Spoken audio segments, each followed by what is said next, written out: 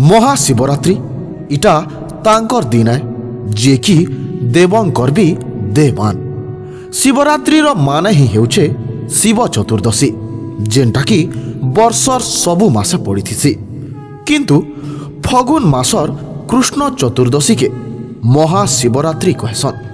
ई दिन खाली शिव पार्वती विवाह नाई से पुराण हिसाब आजिर दिन अनेक महत्व अच्छे।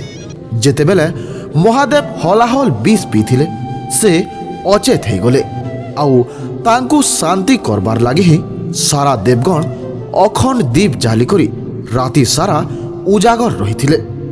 रातिर 4 पहर तक भगवानकर सेवा कलापरे महादेवंकर चेता फिरथिला आउ महादेव सबु देवादेवी के आशीर्वाद प्रदान करथिले। पहला पहरे गुरस अर्पण कराहेसी, तारपरे दही, तारपरे महू आउ लास्ट पहरे महादीप अर्पण कराहेसी। अखंड दीप के मंदिर ऊपर के चढ़ाला परे जे उजागर रो अंत हेसी। आजिर दिने जे भी श्रद्धारे भगवान के मागसी तार मनोकामना निश्चय पूरा होइथिसी।